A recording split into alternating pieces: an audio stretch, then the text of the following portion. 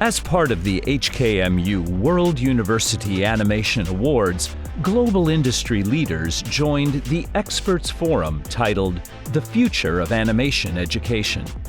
The forum explored how emerging technologies such as generative AI, as well as the evolving relationship between human creativity and automated tools, can be integrated into academic curricula. The forum also discussed topics such as AI animators, AI ethics, and intellectual property. Moderated by animator and director Lo Che-ying, the forum featured a distinguished panel, including Mark Jones, Dean of the Faculty of Animation, Arts and Design at Sheridan College; Deborah LaVine, Dean of the School of Filmmaking at the University of North Carolina School of the Arts; Ulanda Blair, Curator of Moving Image at M+, and Chen Liaoyu, animator and professor at the Beijing Film Academy. Dr. Timmy Chan, from the School of Arts and Social Sciences at HKMU, will translate Professor Chen's Mandarin speech into English for the live audience. This is a big topic, the future of animation education. Actually, I can say that this title is most relative to AI, actually. AI, you know, the impact of AI these recent years, it is a big impact in industries, in education, everywhere. So I think we'll focus on the AI, how AI will influence the education in animation or something like that. I do have some questions. What ways can AI be meaningfully integrated into animation curricula? Meaningfully, I think this is quite important. And while still preserving the importance of fundamental skills such as drawing, storytelling, and visual concepts, designs, etc., this kind of thing. I know that this is quite influential in this field, AI. So what do you think initially? If we're going to talk about AI, I think we have to talk about it in terms of how this technology is happening at the same time as a number of other very, I would argue, strongly, equally strong influencing factors. Because what's happening is there's a whole lot of disruption happening across our fields right now. AI is one of them, but it's not the only one. So the business models of animation that are going to affect the business opportunities for traditional studios and the career opportunities for our new graduates, I would argue, are playing as much of a role on the future decisions that have to be made as much as this new technology. So let me give you a couple of new statistics that have come out to help emphasize some of this. This year, 2025, is the year in which the global advertising spend for content creators on platforms like YouTube and TikTok is actually going to exceed the advertising spend for all other traditional media. That's a significant figure, and it actually means there's a significant shift. So this gives you a sense right off the bat as to what's changing in terms of audience habits, in terms of viewing habits. And this is actually going to have a significant effect when we talk about AI as well, because it actually means that there's a transfer happening between the big studios, and they're still producing films, but they're operating in different conditions, obviously. And it actually means that we're in a moment where individual creators are going to increasingly have more influence on new content that comes out. So this is where we get into the AI question and the education question. Because most of our education programs, and I'm probably speaking mostly of Canada here, where I'm from, we built our entire education backbone on the idea that we were preparing graduates for a service industry to actually go into studios like Disney and Netflix and other studios to work as animators. We're all having to face a challenge where, yes, that's still possible, but it's not the only game in town. We're now in a situation in which we have to prepare students increasingly to work as independent authors of their own work, how to monetize that work, how to find an audience for that work, because the revenue for that work is actually going to be increasing. So when we talk about AI and the impact of AI, we can talk about it in terms of how does that actually assist both independent creators and the studios to actually create more of their work in an authentic way that you as artists are still bringing your authentic voice to. And the situation we want to avoid is one in which the AI tools automate this process to such an extent that your voice is now less in the picture. That's a good question. Actually, education is very related with the industry demand. So if the industry changes, and then education should change also. Deborah, what do you think about that? Yeah, in your school. What I think is evergreen, skills that all of you can take away that will never change no matter what technology does. You've seen the, I think, sad results of constantly going back into what has succeeded. And this is what our industries, be it live action, animation, whatever, ask of you. Keep doing what was successful last week. And then ultimately what happens, it's going to burn out. So where are you bringing something that's engaging and new? So we can all get into an arms race. What school, doesn't want to have beautiful volume walls and digital production? We all want it. But you know what? What I think is really essential is for all of you to take a dance class, a music class, a psychology class. Think about character, whether it's a tree, whether it's a human, whether it's a squirrel, I don't care. Who is that character? What do they want? How are they going to go about getting it? Then what is the tool that will capture that story most authentically, most originally, most appropriately? For some, it might be a series of Polaroid pictures. For someone else, it's going to be an AI tool. But if we do not stay connected to our creativity and our honest authenticity as artists, all you're doing is becoming a cog in a wheel that keeps going like this, then it burns out, and someone else is going to create the next wheel. You create the next wheel. Right, that's true. And maybe we come to Ulanda, so we spin off a little bit, because Ulanda maybe not in educational field, but M+ do have some program in researching and that kind of thing. How is M+ recently incorporate AI into your like curating or that kind of things? I'm not saying anything new by saying that, human imagination, creativity cannot be replicated by AI. That's something that is unique to us as humans and something that we need to preserve. As a curator at a museum, I'm most interested in artists that are thinking critically about AI, using maybe AI, almost the technology against itself, thinking about, deeply about what it means to have a culture that is so quickly assimilating AI. Some of the works that we have in our collection and some of the works that we have commissioned are by artists that are taking this more reflexive look at the technology. I'm thinking about Chinese-American artist Ian Cheng. When we opened the museum, we were showing a work called Bag of Beliefs, or Bob. Ian has a background in behavioural psychology, behavioural science, before he trained further in art and in new media. And this was an interactive work that audiences would come together and basically train a digital pet.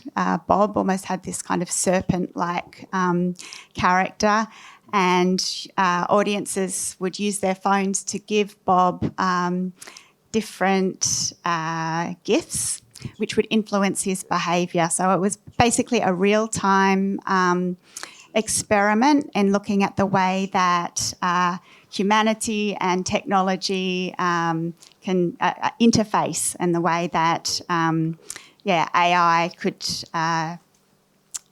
determine a digital creature's behaviour. I can talk about many other examples of artists that are using AI, as I say, in a kind of critical way, not simply just to maybe expedite particular processes or to make, for shortcuts, but to actually think conceptually analytically about what this technology means for our culture and our society. Yeah, that's true, because recently we do see many art pieces created by AI. A few weeks ago, I was in a acting section in Art Development Council in Hong Kong. So we're discussing some competition, some entries. Maybe there will be more and more AI artworks into ADC and asking for funding, that kind of thing. So who will be acting? Who will be the director or jury? We're just joking that maybe we will hire some AI to do the judging for the AI artworks.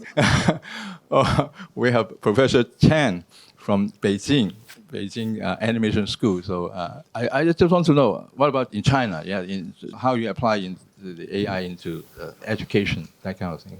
学校非常非常重视 AI， 我们会开很多会研究重视这个提倡，我们要去展开 AI 的研究和应用。但是呢，在学生里头，并不完全是这样，因为我们的学生，比如说我们的动画学生，他们考进来的时候，他们在之前都经过多年的严格的绘画的训练，他们才能考上来。大概他们觉得自己学了这么多年画画不能白学，所以现在形成的一个矛盾就是，年纪大的学校领导非常重视 AI。年纪轻的年轻学生画得越好的学生对 AI 反而那个态度就相对会消极一些。当然我们相对也有一部分学生他可能绘画的基础差一点，还有包括有一些学文学的比如非绘画类的学生，他们会更积极的去运用和拥抱 AI。 我觉得 AI 的出现它的革命性就在于让更多原本无法很好的胜任和参与到创作的人，他有了一个很好的工具，就是让大部分人都可以随心所欲的创作，而改变了原来只有掌握能力和工具的技术的少部分人才能进行创作的这种特权，它就是改变了创作上的一种特权关系。就是不需要再集中到某个系统里头去教授和使用这个东西了，应该是所有人都可以用自己的方式，因为各种各样的目的去用它，开放式的，它才让 AI 带来更大的创造的可能性。大家现在总会讨论，就是 AI 会不会代替原来的很多工作和代替原来的很多人。我觉得 AI 和原来的系统它不是一个代替和被代替的关系，而是开辟了一个新的领域。就原来画画的人，你可以继续画你的画，不用去想你会不会被代替。但是 AI 开辟了一个平行的另外一个领域，我们可以在 AI 的领域里头去发展。当然个人可以选择，我可以选择被代替，我也可以选择不被代替。就像中国的书法从功能上讲早就没有实用的功能了，但是它今天仍旧作为一个甚至更纯粹的艺术存在。I totally agree with that. I mean, your understanding with AI, but the truth is AI is really very powerful. This is true, and even sometimes I think that our mindset have to change to adapt with AI, that kind of thing, because every day we get some new information from AI. They can do this, they can do that. Of course, this is not a creative concern or that kind of thing, but the truth is really helpful, and most people are relying on AI more and more in daily life, not just daily life, but in working and also in creative works. This is quite horrible sometimes. I agree with that. So talking about education, how might the adoption of AI in educational settings expand inclusivity and accessibility in animation learning for students from diverse cultural background? Professor Chen also talked about that. It's quite helpful for AI for some students, and actually teaching is a communication between teachers and students. And AI, I think, is quite helpful, say in teaching in language, that kind of thing. So any other adoptions can be used in schools, like in Sheridan.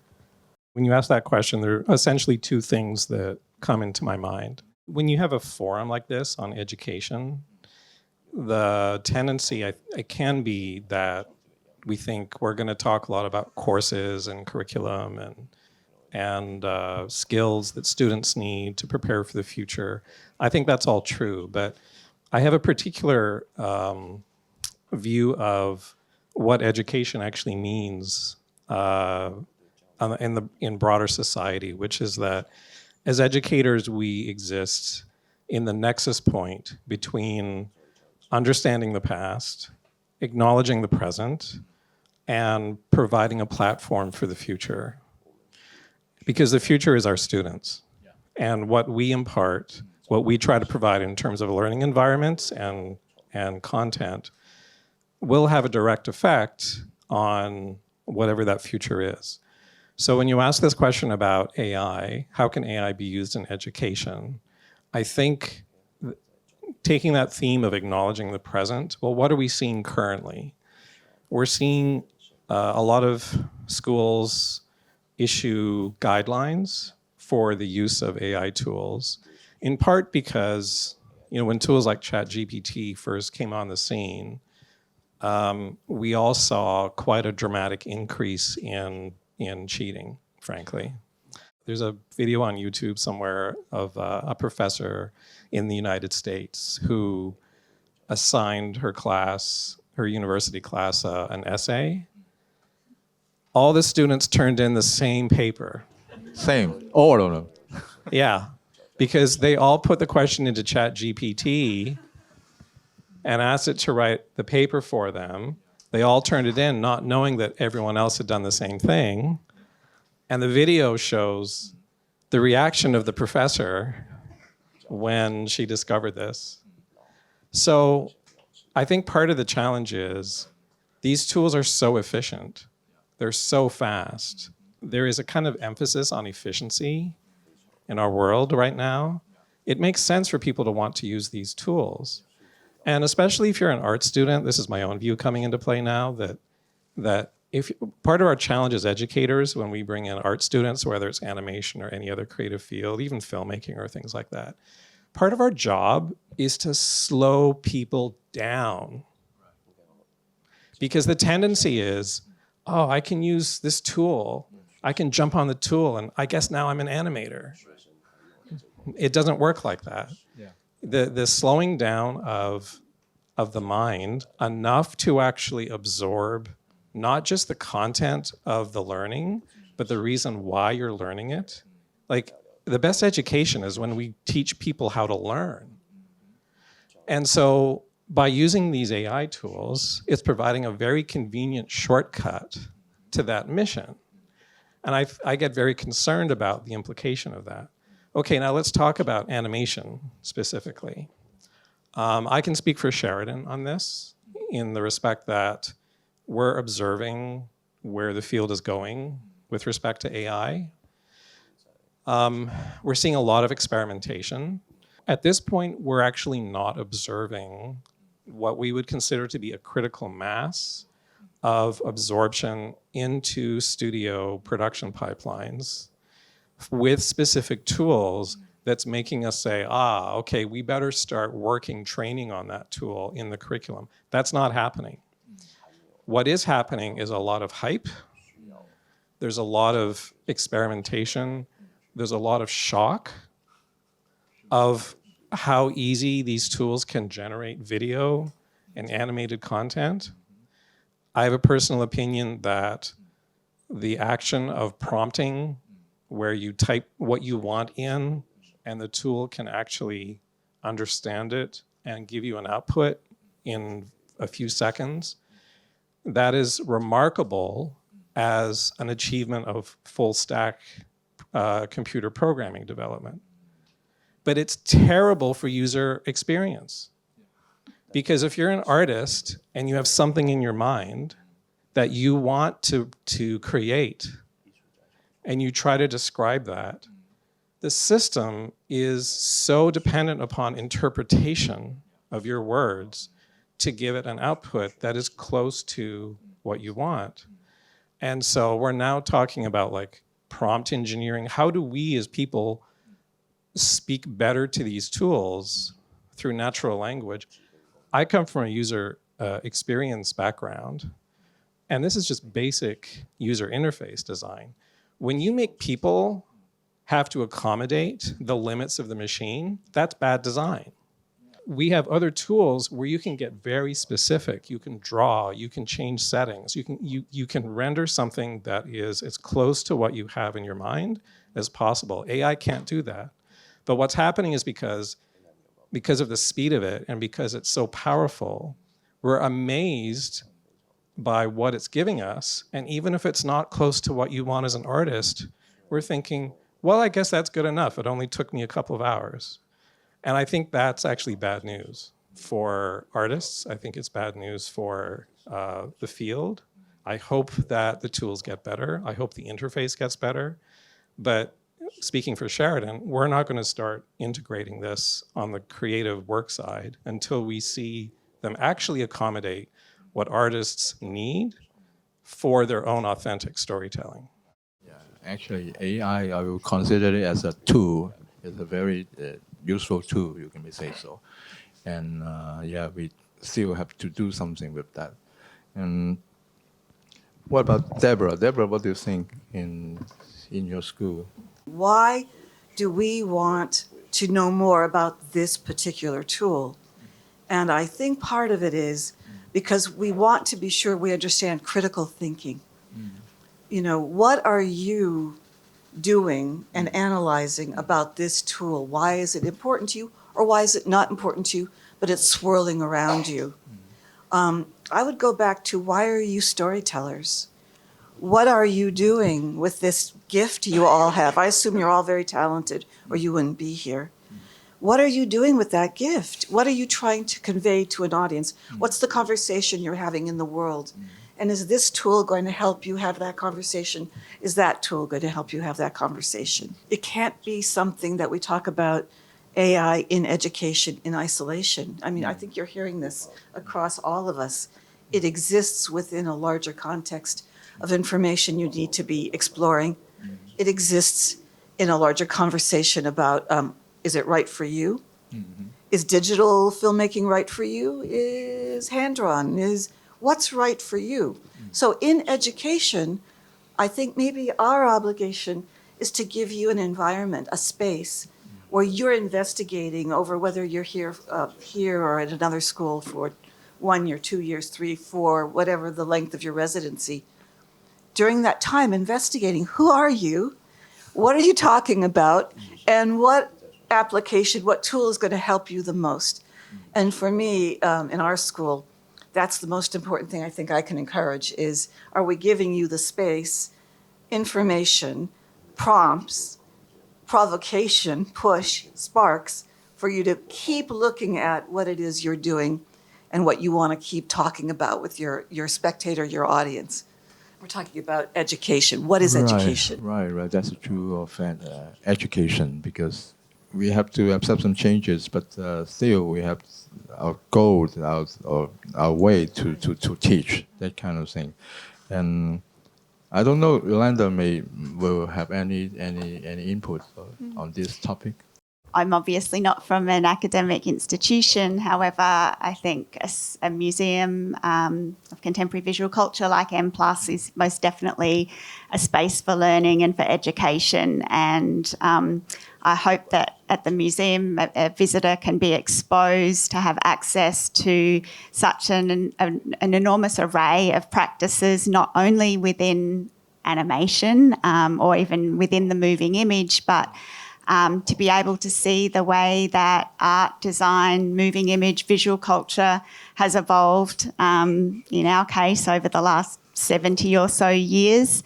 I'm thinking about some of the programs that we have coming up I think it's so important that audiences understand the history and the context of AI, and to know, what kind of technologies have come before, what kind of artistic practices have come before. And so I'm thinking about some of the things that we've got coming up. We're doing a lot of film restoration at the moment. We have workshops, hands-on workshops, and panel discussions and lectures about what is analogue film, what is film, because this is something that is suddenly not so present within, contemporary discourse. We're so fixated on this very contemporary technology that maybe there isn't so much awareness about how this technology has come about, what have been the developments within technology and within artistic practice that have led to now. How can different technologies be used? How can we look back at maybe previous practices or previous technologies and use them in a very new and contemporary way? How can we amalgamate different practices? How can we work across disciplines? As Deborah said, AI doesn't exist in a vacuum. Animation doesn't exist in a vacuum. I hope a space like a museum can inspire audiences to look at, maybe it's architecture, maybe it's some sort of design object, maybe it's a video game, but to be able to provide audiences with a space to see creative expression in its most expansive kind of sense. Okay, I guess I don't know if that really answers the question, but I think, just being able to provide a space in which AI is being thought of within a lineage and within a greater context, not in this sort of little vacuum. Yeah, that's nice to know about that. If Professor Chen, any follow-up with Mark's words? AI 是有史以来最像人类的一种技术，所以呢 AI 在运用于教育和运用于工作的时候，我们应该区别对待。如果用在我们的教育领域，我举一个例子来说，现在在台上，如果我是学生，卢老师是我的老师，那么 Timmy 是 AI， 卢老师给我布置一个作业，然后我就说 Timmy 他让我做一个这样的作业，他是 AI 啪他就把我很快的做了一个很好的作业。如果我一直这样做，就相当于一个学生带了另外一个人一起在上学，每次作业的时候都让他做，然后作业交过去效果很不错，卢老师呀你做的真好，是吧？然后我就会产生一种幻觉，以为我很厉害，实际上是 Timmy 很厉害。但是如果这个例子换成工作当中，卢老师是我的老板，我是员工 ，Timmy 还是 AI。他说：“哎，你要去完成一项什么的工作？”我要说 Timmy 他要让我完成一项什么的工作，夸，他又帮我做了一个很好的方案，我交给我的老板。但是我的老板实际上并不在乎这个工作是我做的还是我的朋友 AI 做的而在教育当中不一样。教育重视的是过程，是我本人有没有提高，而工作重视的是结果。只要有人把这个问题解决了，是我做的还是 Timmy 这个 AI 做的不重要，所以这个两个领域是有区别的。但是我这么说并不意味着我说在教育当中要否定使用 AI， 因为这个受教育的人将来还是要工作的，还是要用Timmy 这个 AI 的，所以就说在教育和 AI 的关系并不是反对用 AI， 要了解 AI 使用 AI， 但是使用的人一定要时刻分清楚，我是我 Timmy 是 Timmy， 你知道是谁在工作，谁在帮助你，最重要的还是自己提高，但是你不能拒绝它，因为将来工作的时候你确实要使用它。所以我在我的教学过程中，我是不反对学生使用 AI 的，但是前提是他在使用完 AI 的时候，交作业的时候，他要跟我说清楚他为什么要用 AI， 用 AI 的过程是什么样的， AI 帮他解决了什么问题，他是怎么想这个事儿的，这个比使用 AI 的结果更重要。Yeah, that's true. Okay, so we come to another topic. We come to a quite serious point. What ethical responsibilities should educators emphasize when guiding students in the use of AI for animation. Not just for students, actually many creators, they're facing this problem in the industry, and particularly regarding the authorship, originality, and intellectual property. This is, we're still talking about this. Yeah, so what do you think, Mark? I think we have a big responsibility with respect to ethical use. And I think that's not just with our students. I think it's with our industry. Because there's a lot of legal cases happening right now around intellectual property, licensing of work. The traditional studios are keeping a close eye on this to know when they can use it in a way that's not going to get them sued, frankly.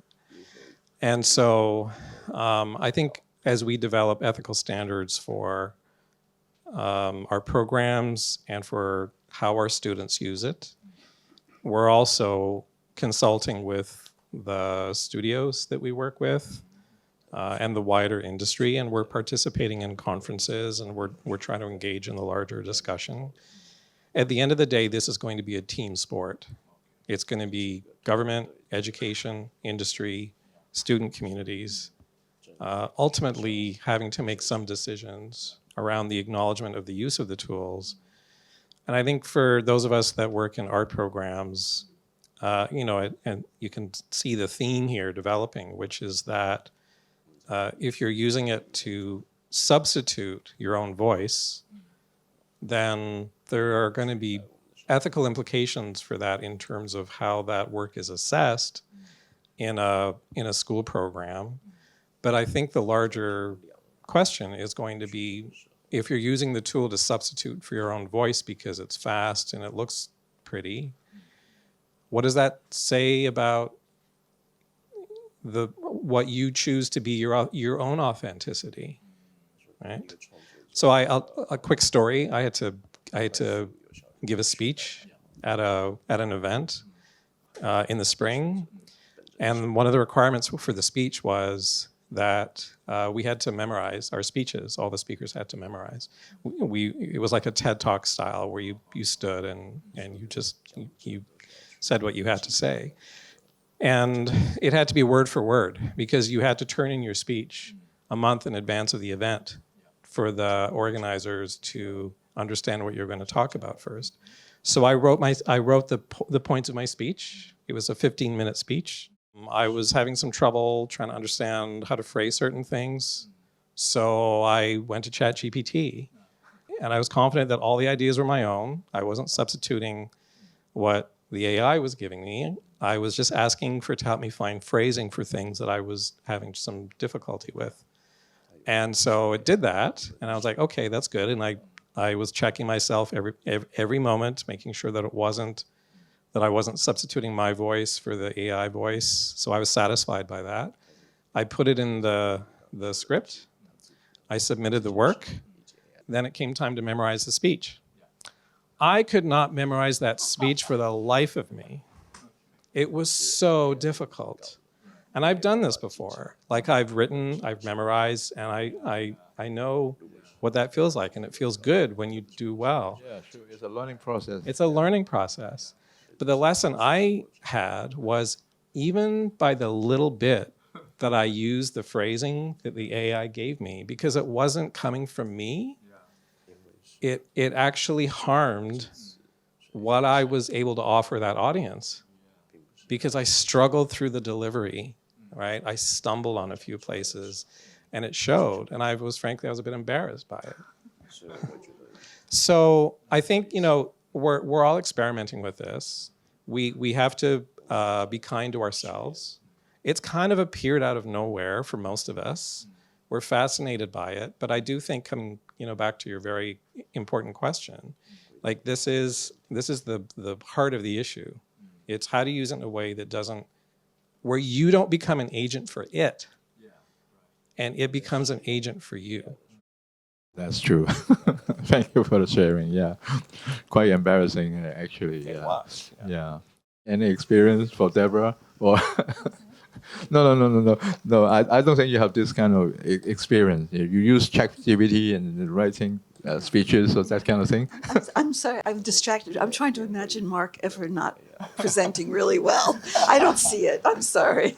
I'm a little nervous that I'm sounding like I'm against AI. I'm not. I actually think it's very cool. No. Very cool. Okay, good. It's okay. But I will say this. You know, I come from America. I come from Los Angeles. Now, of course, working at a beautiful school in North Carolina. But for 30 years, I worked at a school in Los Angeles, CalArts, California Institute of the Arts. And that was a pipeline for Disney. I mean, Walt Disney created that school. And I would teach a class, literally, for first-year students, and they'd be in class for about 3 months, and then they'd be gone because Disney had come and gone, poop, and they would take them, you know, and give them jobs. Right? That's not happening so much anymore. And what my time in an arts education community in that environment taught me was that we are, and I don't know if you feel this way, but I bet you do, that arts education is about holding industries accountable. The Hollywood industry is a figment of our imagination. I'm here to tell you there is no more Hollywood. Hollywood is in Beijing, Hollywood is in Canada, Hollywood is in Hong Kong, Hollywood is in Australia. It's everywhere. But it's an industry that so much wants to use your beauty, your creativity, and make some money. So what I love about AI is it's asking us what's real. How many times are you looking at something now online and you're saying, is that really blah, blah, blah, or is this blah, blah, blah? And you're going, huh? And so we are asking ourselves to be critical thinkers and analyze. And if it's prompting us to do that and then get excited about wanting to really make sure everybody is being accountable to ethics, I'm all about this new tool. So anyway, that's my thought. I don't know. That's true. Yeah, recently we do spare many time to analyze some pictures, films, whether this is true or not. This is from AI, that kind of thing. It's a waste of time. Although, yeah, you may say in other way it's sometimes entertaining, but actually, when you think about it deeply, it's a waste of time. Yeah, for Deborah in the museum, so intellectual property is quite important. Point for you. So what do you think about that? Yeah, I guess to go back with to what I was saying at the beginning about supporting artists who are using the tools in this kind of critical, self-reflexive way, I think transparency, when it comes to the ethics of using AI, I think transparency is paramount, so that we can explain to audiences the way that an artist is using the tool. When it comes to the inputs that an artist might be using, I'm thinking about a work that we presented. People in Hong Kong will know that the exterior of M+, the facade, is this 65 metre tall, 110 metre wide media facade. And earlier this year, we commissioned an artist, Singaporean artist, Ho Soon Wen, to make a work called Night Charades, in which he used AI. He fed the tool prompts about Hong Kong cinema and the history of Hong Kong cinema. And he spoke to his friends and thought to himself what were some of the most iconic scenes that he could recall from Hong Kong cinema, fed them into AI, and then AI spat out these strange night charades of these choreographed sequences that were referencing, the machine was referencing the history of Hong Kong cinema. And so in us presenting that work, we had to do a lot of interpretation for the audience, for them to open up that process, for audiences to know what he was doing, how he was doing it. But of course, we also needed to credit all of the original filmmakers and all of the original films, which is ethical. It's the only way in which we, which I think artists should be working. But even beyond AI, I mean, the use of other artist material, found footage, has been happening for 50, 60, 70 years. And it's something that we're very conscious of at the museum. So we have a lot of sort of risk assessment processes, risk management processes.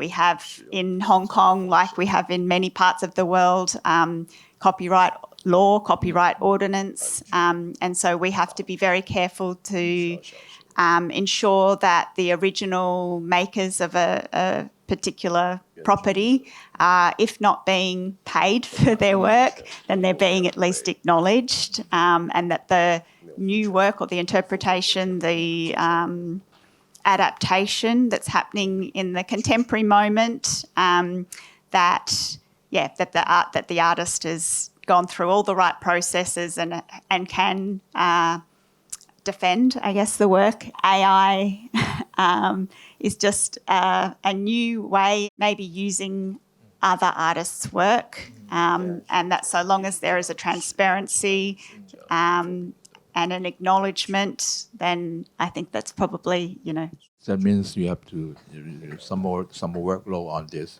in organizing or curating, because the copyright issue. And Professor Chen, yes, what do you think?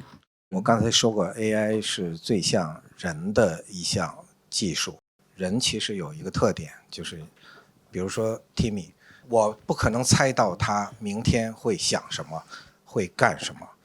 其实 AI 也是一项这样的技术。我们今天坐在这儿谈论，或者为 AI 制定一个规则相关的法律，或者说我们在这儿猜测 AI 未来会发展成什么样。但是明天 AI 可能就会出现了我们在座所有人都想不到的变化。我们之所以说一项技术它不仅是先进的，我们说它是革命性的。它为什么是革命性的？就是它会带来人们生活方式或者是规则甚至法律的因为它而变化。举一个例子来说，比如说智能手机出现之后，大家可能没有意识到，我们不仅仅是多了一个方便的手机，实际上我们的很多思维方式都改变了。每天回家开车，我还要开那个导航，难道我记不住家里的路吗？是吧？然后我们不会记住任何一个亲人的电话号码，是吧？因为你只要在手机上摁那个名字就行了。那当然，我们不能认为这个是我们能力的退化，实际上是技术让我们不需要去记这些东西了。那么 AI，我觉得未来它的改变也是这样的。我们今天在谈论版权的时候，谈论 AI 的一些法律上的边界的时候，我觉得可能完全不能用今天的规则去看待和衡量它。上帝设计这个世界的时候，我觉得早就留下了伏笔。就是让这个世界总是不会一直沿着一套规则发展，它隔一段时间就要换一下规则。这个换规则的好处是什么？如果不换规则，就是领先的人就一直领先，有钱的人就一直有钱，有权利的人就一直有权利，是吧？反之亦然，是吧？但是只有在规则改变的时候，其实在社会生活领域也一样，那革命就是规则的改变。那技术为什么说它是革命？就是让突然你画得好没有用了，他根本不会画，他也可以用这个完成一项比你还好的工作。我现在回忆我上学的那个年代，如果是学平面设计design 学设计的学生，你可能光学那个为了把一个西红柿画得非常立体，上面有一颗水珠，你得学一个学期。不用学了，现在不用学了。那么掌握了这门技术的人原来的权利就作废了，没有意义了，别人分分钟就可以用 AI 来代替那么可能对你来说你觉得是坏事，但是对于这个世界来说它就是个好事。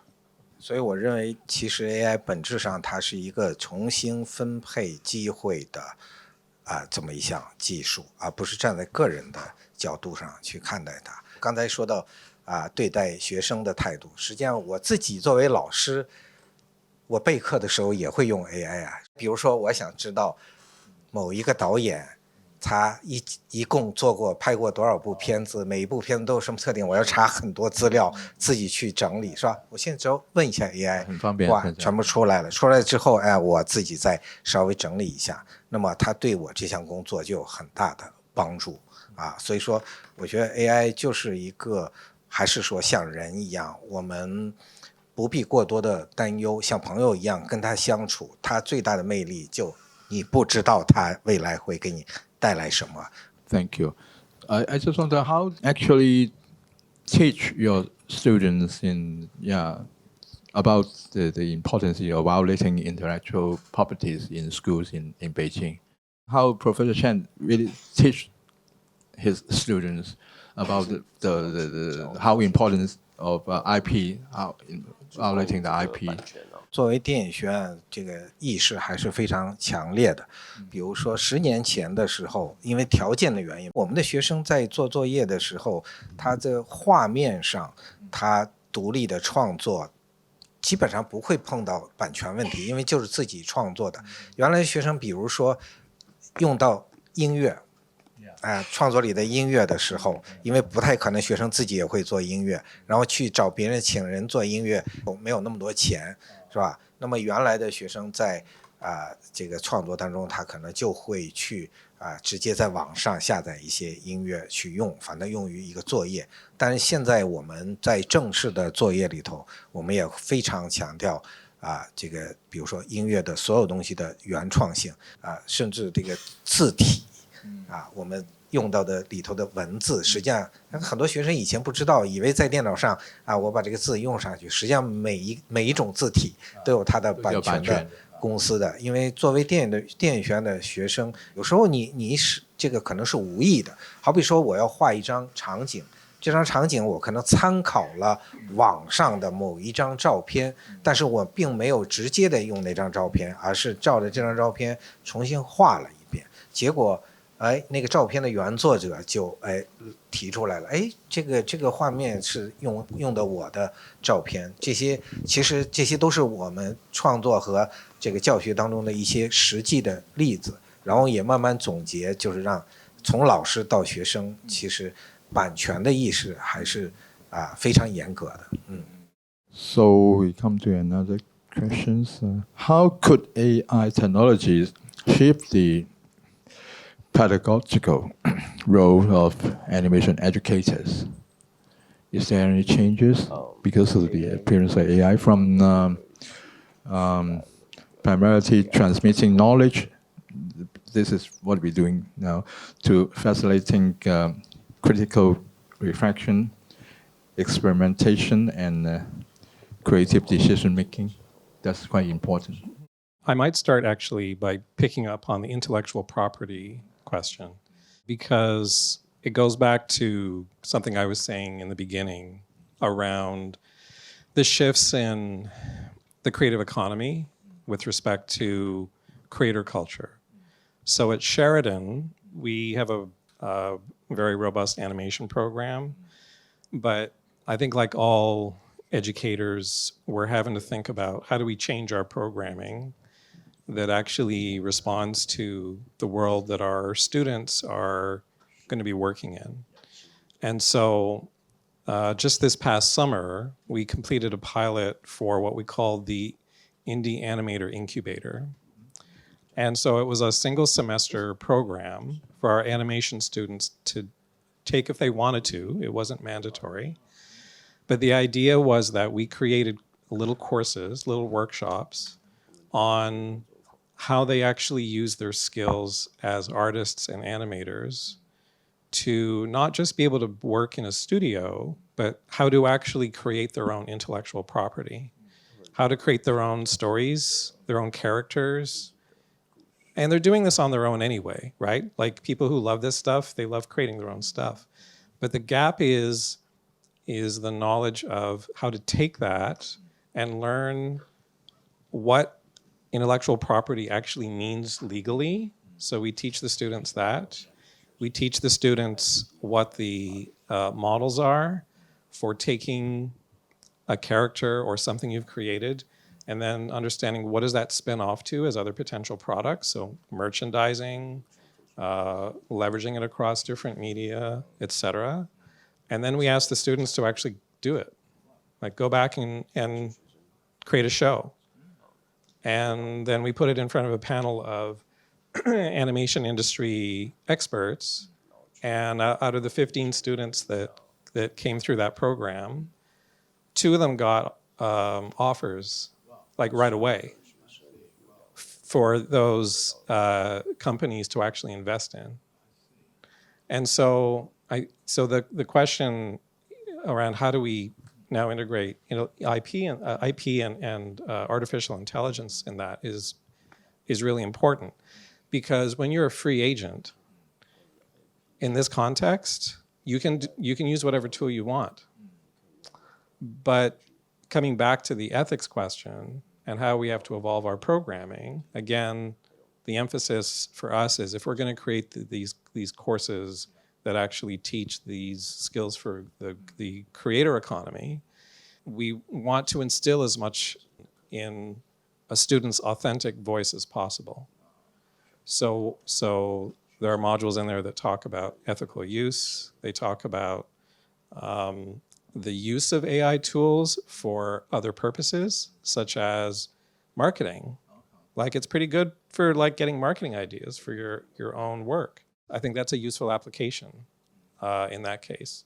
And so I think increasingly we do have to evolve our programs for this new world that we're in. And now that we've finished this pilot, we're going to be looking to roll it out to people that have been in animation for 20 years and suddenly can't find work in the studios because the business models have changed. So maybe they need to start learning about this new economy as well. So that's my first instinct with your question. I agree with that. Yeah, we have to look forward because it's changing, actually. And what about Deborah? At our school, we do multiple things to try and deal with. I think there's two interesting conversations that have been going on. One is entrepreneurship, and one is how to expand your practice with the various tools. A couple of things that we do that are interesting are, as a university, I don't know if this happens here, but we believe that filmmaking is an expensive adventure, and so we're trying to support our filmmakers. We give each of our students small budgets so that they don't have to use their own finances. So that also means that we, the university, own the property. We've put an arbitrary 18 months on that. At the end of 18 months, the rights all go back to the students. What we hope is that within that 18 months, we've been able to direct them toward appropriate festivals, or potential distributors, whatever, and that they've learned where their work is best applied. Many of us have a notion that our work belongs at this festival or on this platform, and we're hoping that we're helping them understand where it is the most potential for success. Also, our university has something called UNCSA Media, and it's now becoming its own sort of distribution wing. We started as an experiment using albums, and now the next will be filmmaking, putting different works, both from alums, faculty, staff, and of course current students, onto this platform, and again, trying to create a professional opportunity. We have a lot of emphasis on really being sure that we comb for the music rights and any images and whatnot. So there's a huge emphasis that starts with day one, understanding and appreciating IP. So I feel very confident that that's something that's deeply involved in our programming. And as the tool becomes more appropriate, AI is going to help us be able to comb through and make sure that we're not infringing on any copyrights. Then going to the expanding our practice, and I thought you were really demonstrating a beautiful example of how these tools can be used to teach us how to keep playing with our ideas and create new languages. So I would say just nascent and just at the beginning of that, we created something called Story Art Studio, which is a space in our university, which is hopefully, we're just taking baby steps, going to be a space where the intersection of different kinds of tools can be used to sort of say, so what are we doing? Is it a traditional language? Is it a new language? Is it something we haven't thought about? But it's an incubator as well. Not as developed yet as this program that Mark was describing, but hopefully will have some kind of impact. Yeah, there should be some more coming. I think so. But about Ulanda, of course, you're not in education field, but what do you think? Any after listening to again, not being from a university, but from a museum, thinking about how AI could benefit or disadvantage the way that our key messages are received by audiences.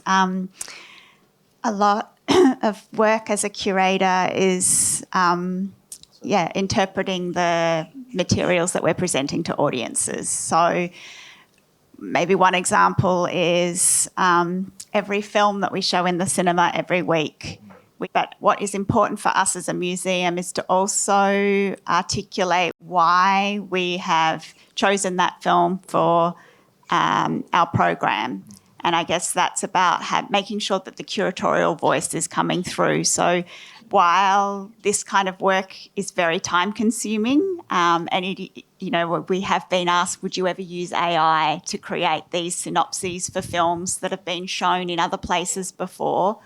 For us, it's really important that it is original writing, that it is an original, authentic perspective on a film, that we're able to articulate why we've chosen this film and not another, or how it fits into a broader concept when we are presenting curated programs at the museum.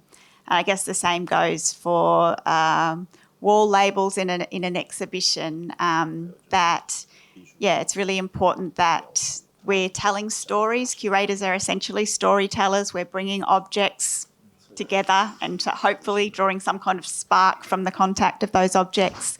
So I think it's as curators, we are creative storytellers ourselves, and so I can't imagine how AI could be used productively and meaningfully in the kind of work of interpreting art objects and films for audiences at this stage. Yeah, that's true. Okay, Professor Chen, any ideas? 因为刚才说到这个学生作业的这个版权的问题，其实我可以举一个例子来说，我们学校也一样，也会对学生作业进行一些资助，但是大概去年还是前年这几年吧，然后我第一次发现有学生居然拒绝了这个资助。有学生明明他被选中了，然后学生说我不要，然后后来问才发现，就是现在学生自己的这个版权意识也在苏醒，然后他认为我拿了学校的钱，这个作品的版权就归学校了，我自己就不能去处置它了，所以我宁可我不要，我自己想办法用自己家里的钱父母的钱，我把作品做出来。一个事情一旦产生它的商业价值，因为版权未来长远看，就是它的经济和商业价值实际上就会变得复杂。如果过于看重这个，甚至会影响，因为这里头还有老师呢，是吧？比如说我举个例子来说，学生在做他的创作的时候，我作为老师，我突然想到一个很好的建议要给到他，而这个建议当我要说出口的时候，涉及到利益的时候，我脑子里我可能就会过一下，我要不要告诉他？告诉他，这个就变成他作品里的将来很值钱的一个东西了。我留着，因为我也做创作我自己也做市场的东西我是留着自己用呢，还是给他了，是吧？但是原来如果没有这方面的考虑的话，因为作为一个老师，你可能会毫不保留，你只要想到一个好的想法我建议你这个地方这么做，是吧？或者这个形象这么设计会更好，是吧？因为有时候在教学当中产生的那个作品很难说完全是学生的创作还是老师的创作，实际上往往是一群人共同讨论，而且这个问题在动画比真人电影大部分如果作为学生作业，其实也就是拍完了也就拍完了，是吧？因为动画里头的形象或者一个世界观的设置，对将来很可能真的，因为很多学生毕业之后他做的那个发展的那个事业可能真的是基于他上学的时候创作的一个作品。Yeah, that's great. Yeah, we will talk a lot about this AI in education. Yeah, we have a very good discussion and sharing today. Yeah, thank you for all the speakers.